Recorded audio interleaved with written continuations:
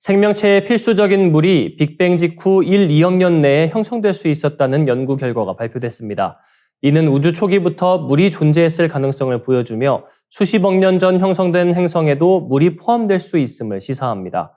영국 포츠머스 대학교 우주론 및 중력연구소 연구팀은 초신성 폭발을 시뮬레이션하며 초기 우주에서 물이 생성되는 과정을 분석했습니다. 연구 결과는 3월 3일 국제학술지 네이처 천문학에 게재됐습니다. 물의 주 성분인 수소와 산소는 서로 다른 방식으로 형성됩니다. 질량이 가벼운 수소는 헬륨, 리튬과 함께 빅뱅에서 생성된 반면 산소는 별 내부의 핵융합 반응이나 초신성 폭발을 통해 만들어졌을 것으로 예측됩니다. 따라서 우주에서 정확히 언제 물이 등장했는지를 추정하는 것은 어려운 일입니다. 연구팀은 태양보다 13배, 200배 더 큰 별의 초신성 폭발 모델을 활용해 폭발 후 남은 물질을 분석했습니다.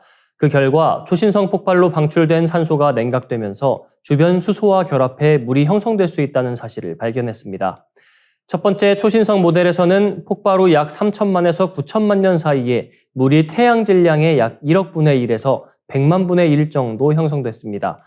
더 거대한 초신성이 폭발한 두 번째 모델에서는 약 300만 년 후 물이 태양 질량의 1000분의 1만큼 생성됐습니다. 연구팀은 이러한 결과를 통해 우주 초기의 초신성 잔해에서도 물이 형성될 수 있다며 물이 초기 은하의 핵심 구성 요소였을 가능성이 크다고 밝혔습니다. 또한 행성이 만들어질 때 이미 물이 포함됐을 가능성도 있다고 덧붙였습니다. 이번 연구는 물이 언제부터 우주에서 존재했는지를 밝히는 데 중요한 단서를 제공하며 외계 행성에서 물과 생명체를 찾는 연구에도 영향을 미칠 것으로 보입니다. 다음 뉴스입니다.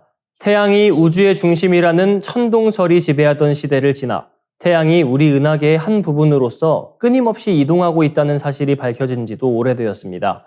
그런데 최근 연구에 따르면 태양계의 이동 경로가 지구 기후변화에 영향을 미쳤을 가능성이 제기되었습니다. 오스트리아 빈 대학의 에프렘 마코니 교수 연구진은 태양계가 과거에 오리온 분자 구름 복합체를 통과한 시점을 정밀하게 분석했습니다. 오리온 분자구름 복합체는 지구에서 약 1000에서 1400광년 떨어진 곳에 있는 대규모 성운으로 많은 새로운 별이 탄생하는 장소입니다. 연구 결과에 따르면 태양계는 약 1820만에서 1150만 년 전 이 성운을 통과했으며 특히 1480만에서 1240만 년 전이 가장 유력한 시기로 추정되었습니다. 주목할 만한 점은 이 시기가 지구의 기온이 급격히 하락하고 남극 대륙에 빙하가 형성되기 시작한 마이오세 중기와 일치한다는 것입니다. 연구진은 오리온 분자 구름 복합체가 지구 기후 변화에 영향을 미쳤을 가능성을 제기했습니다. 보통 태양계는 태양풍의 보호막인 태양권 덕분에 성간 물질이 쉽게 침투하지 못합니다. 그러나 1400만 년 전 당시 오리온 분자구름 복합체는 현재보다 밀도가 높았고 일부 성간 입자가 태양권을 뚫고 태양계 내부로 유입되었을 가능성이 있다고 연구진은 분석했습니다. 이러한 입자가 지구의 대기에 영향을 미쳐 기온을 낮추었을 가능성이 있다는 것입니다.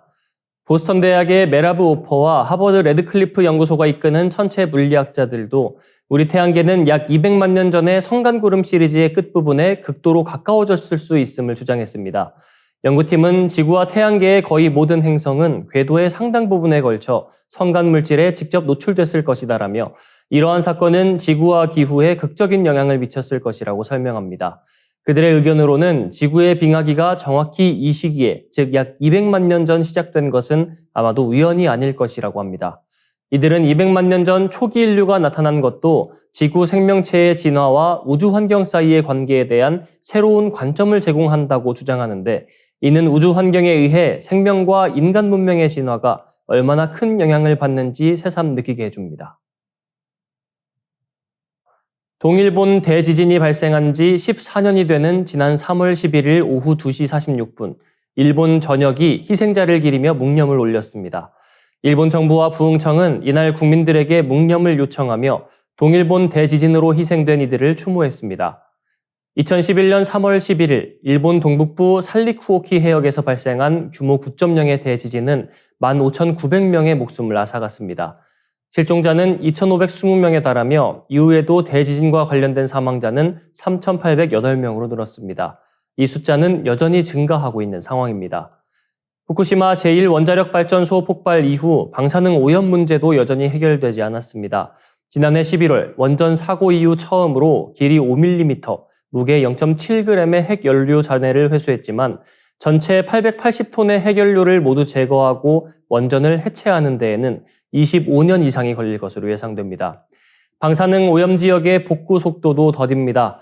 후쿠시마 현의 2.2%에 해당하는 309제곱킬로미터 지역에서는 여전히 거주와 출입이 제한되고 있으며 원전 인근의 나미에초, 도미오카초 등 6개 마을의 인구는 사고 전 대비 10% 수준에 불과합니다. 귀환 허가가 났음에도 방사능 제염이 미흡해 여전히 많은 주민들이 돌아오기를 주저하고 있습니다. 또 다른 문제는 방사능 오염 흙의 처리입니다. 일본 정부는 2045년까지 후쿠시마에서 제거한 오염 흙을 모두 다른 지역으로 반출할 계획입니다. 현재 보관 중인 제염토는 약 1,407만 세제곱미터로 이는 도쿄돔 11개 규모에 해당합니다. 하지만 최종 처분장 확보는 난항을 겪고 있습니다. 요미우리 신문이 전국 46개 지자체를 대상으로 조사한 결과 조건에 따라 검토하겠다는 응답은 단 5곳에 불과했고 36곳은 답변을 거부했습니다.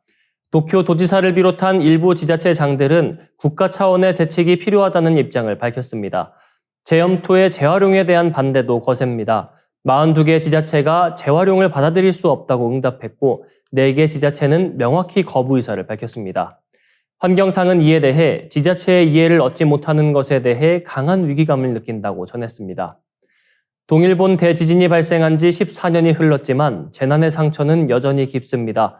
원전 해체와 방사능 오염 문제 해결이 과제로 남아있는 가운데 피해 지역 주민들의 삶의 재건을 위한 실질적인 지원이 필요하다는 목소리가 커지고 있습니다. 다음 뉴스입니다. 지난해 한국의 자살률이 13년 만에 최고치를 기록하면서 사회적 경각심이 커지고 있습니다. 올해도 극단적 선택 사례가 잇따르면서 우려가 더욱 커지고 있습니다. 전문가들은 자살이 전염병이 아님에도 전염성이 강하다는 점을 강조하며 지금 당장 비극의 악순환을 끊어야 한다고 경고합니다. 백종우 경희대 정신건강의학과 교수는 12일 공중보건 측면에서 현재 한국의 자살률을 보면 국가 비상사태라고 볼 수 있다며 자살은 지극히 사회구조적인 문제로 막을 수 있는 죽음이다라고 지적했습니다. 한국생명존중희망재단과 통계청이 발표한 자료에 따르면 지난해 고의적 자해로 인한 사망자는 14,439명으로 집계됐습니다. 이는 2011년 이후 가장 많은 숫자로 하루 평균 40명에 가까운 사람이 스스로 목숨을 끊은 것입니다. 인구 10만 명당 자살자 수를 의미하는 자살률도 28.3명으로 2013년 이후 최고치를 기록했습니다. 전 세계적으로 자살률이 감소하는 추세 속에서도 한국은 유독 자살률이 높아지고 있습니다. OECD 국가 중에서도 한국은 리투아니아, 슬로베니아 등을 제치고 1위를 차지했습니다. 반면 일본의 경우 지난해 자살률이 오히려 감소해 대조를 이루고 있습니다. 자살률이 높은 한국은 삶의 만족도 또한 최하위권을 기록했습니다. 세계행복보고서에 따르면 한국인의 삶 만족도는 6.06점으로 OECD 평균보다 0.63점 낮았으며 조사 대상 38개국 중 33위를 차지했습니다. 전문가들은 한국에서 자살률이 높은 주요 원인으로 경제적 어려움, 간병 부담, 우울증, 사회적 고립 등을 꼽습니다.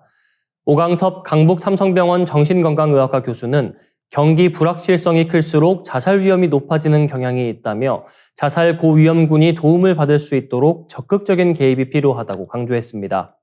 배우 송재림, 김세론 등 유명 연예인들의 극단적 선택이 이어지면서 베르테르 효과에 대한 우려도 커지고 있습니다. 이 베르테르 효과는 유명인의 자살이 모방 심리를 불러와 자살률 증가로 이어지는 현상을 의미합니다. 오 교수는 배우 최진실 씨가 세상을 떠난 2008년 이후 1,008명의 모방 자살이 발생한 것으로 추정된다며 유명인의 사망 소식이 보도된 후 2-3개월 사이에 자살률이 증가하는 패턴이 반복적으로 나타난다고 설명했습니다. 전문가들은 자살 보도 방식에 대한 신중한 접근이 필요하다고 지적합니다. 감정적이거나 자극적인 보도는 자살 충동을 부추길 수 있기 때문입니다. 더 많은 지구촌 개벽 소식, STV 상생방송 유튜브 채널을 통해 확인할 수 있습니다. 구독과 알림 설정 눌러두시길 바랍니다.